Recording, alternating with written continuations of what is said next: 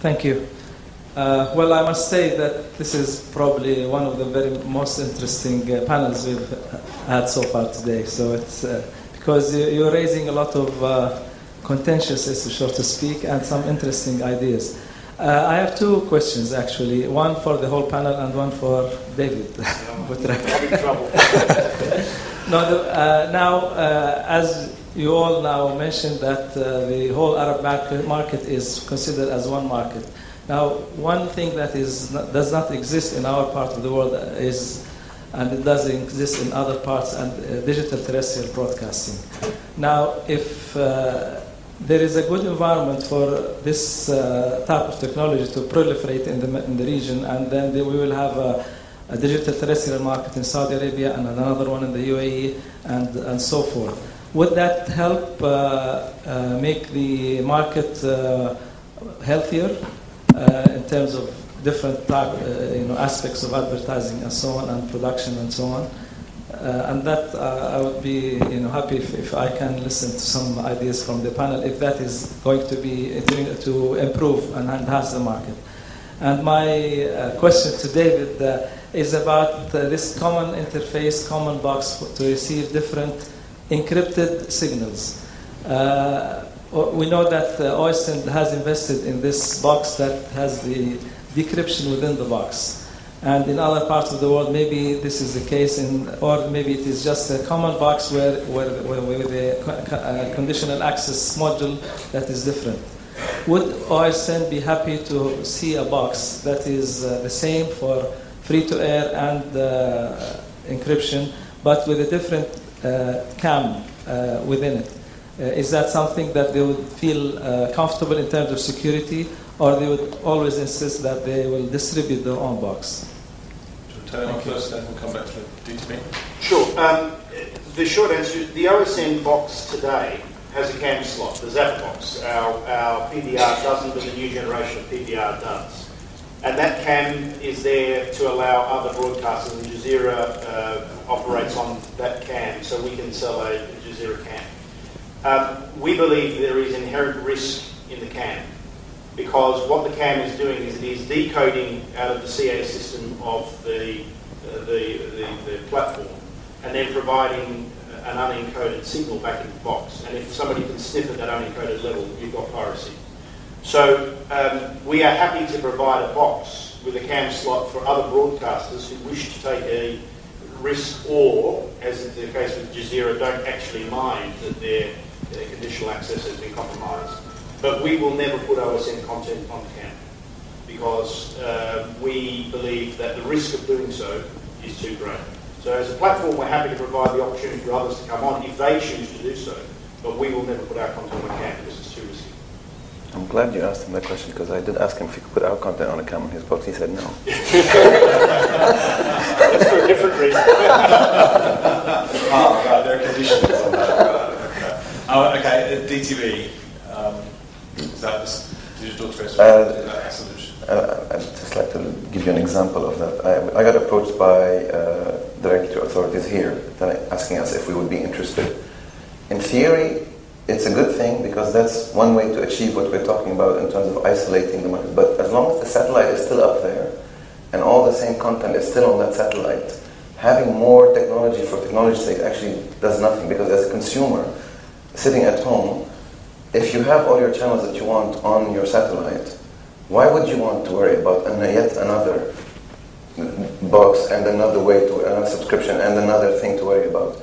And I think it's a contentious issue in our part of the world, because how can I put this delicately?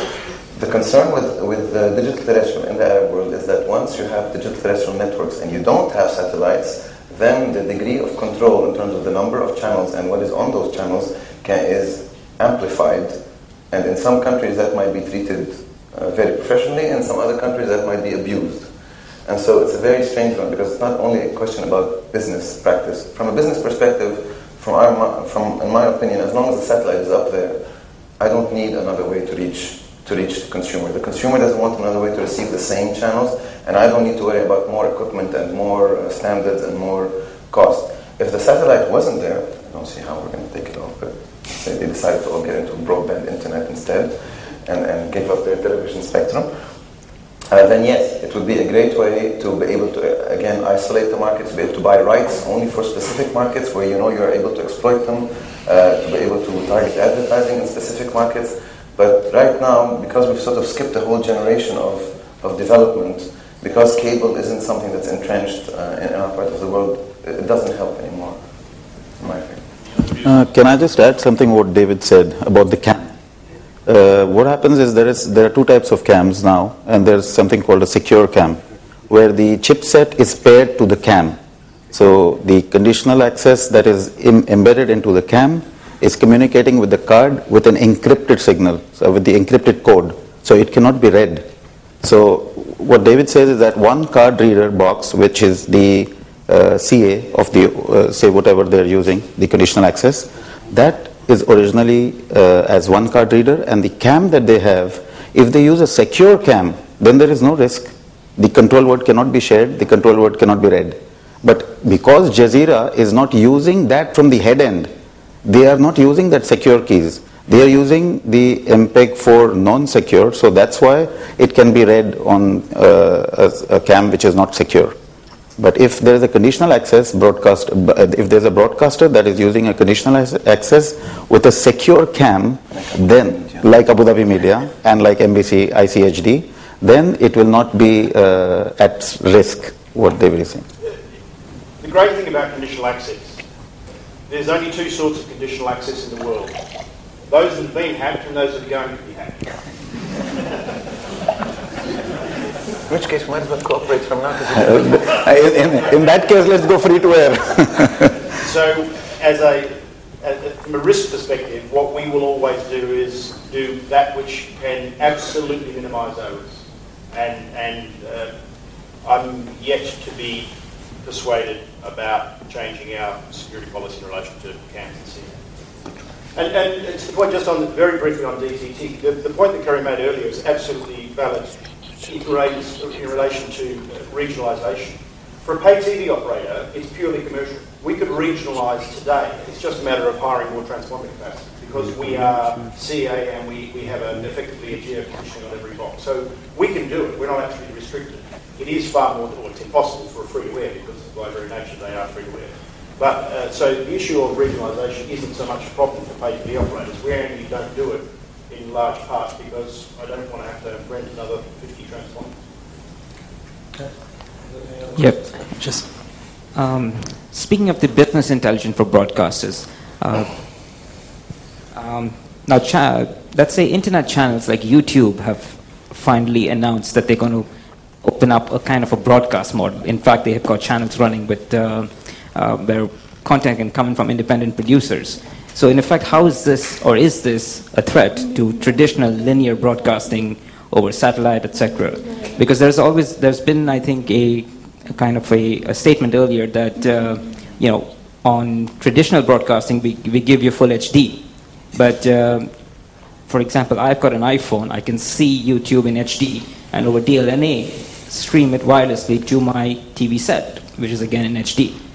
So how does all this make sense, in this new age of TV? What is TV really? Is it a linear broadcast kind of down to a box, or is it these new platforms? Do they pose a significant challenge? Of course, in this region, yes, we have the bandwidth issue. But taking that apart, future business intelligence, would that be for broadcasters to actually look at these alternative platforms? It gives out full HD. It gives you carry where you want your content, catch up TV, etc., all these things. So how does that, is that a challenge or is that a threat to broadcasters, to traditional broadcasting here? At the risk of monopolising, I'll let my friends Well, I think this question relates back to Dr. Riyad's question a little bit as well. I mean, yes, is there potential to further dilute the market? Absolutely. You don't even need the internet to do that. But I think I said earlier on that there's, because of the train set approach that tends to be adopted by the existing protagonists in the market, yes, the internet might be the first true open market alternative, But I think we have to understand what the pie is that we're talking about here. I mean, is there a commercial imperative for it? Right now, nobody's making any money anyway, so I correct myself. Obviously, there is money being made in the pay TV side up to a point, and NBC Group are reasonably successful as well in terms of dominating audience. But OSN, by David's own comments, is a relatively niche product. It's a high ARPU product, and the majority of the market is a free-to-air market. So Google TV will add another layer to that. I'm also very interested to see what will happen when if Apple produces their own television as they're purported to doing, and what that means. But quickly, the content owners, don't forget the content is being provided by businesses that need to see a revenue for that content at the regional level. So going back to Dr. Riyad's question, I mean, DTT is a very useful technology, but I think Karim already suggested that in many of the countries here in the Middle East, it's too late, that we've jumped the technology. And so if I was to put a bet on a distribution technology as an alternative to satellite, it would probably be IP, for certainly for the connected countries within the GCC. And I probably include Saudi Arabia within that mould. And unlike Karim, I think there will always be a place for satellite and at a free-to-air level for many years to come. So I used to be back in my Showtime days, I was particularly anti the idea of control of content. But practically speaking, I think many markets, actually the consumer is keen to have a degree of control over content. And I'm sure you agree with me on this point as well, so I'm not trying to dispute you. But I think free-to-air satellite will play a valuable role for many years to come, and I think pay TV and what you might call base tier television over broadband will become prevalent in GCC over the coming few years.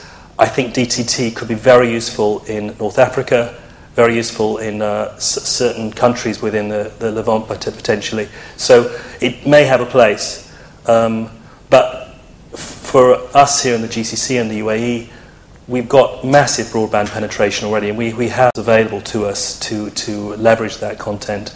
And I think similarly in Saudi, we will see more from STC in this area as well. So those are the kind of factors that I see. But Google, Apple, you can never underestimate them. So that's what I'm just looking forward to, the Apple TV. Okay, I think that's all we have time for. Yeah. I'm afraid. Okay, so thank you very much to our panel.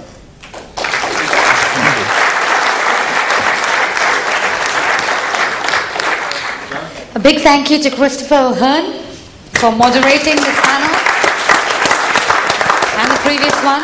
You did a fantastic job, and you got the right answers out of our CEOs and executives. So thank you very much, panelists, for joining us. Sorry? I think you just got the second career. And thank you very much for staying on till the end. I truly appreciate you taking the time to sit here, but I'm sure what they have said is very valuable information. And I hope to see all of you at our awards tonight. Starts at 7 o'clock. Please be there. We'll have some cocktail reception, and the doors open at 7:30. Thank you.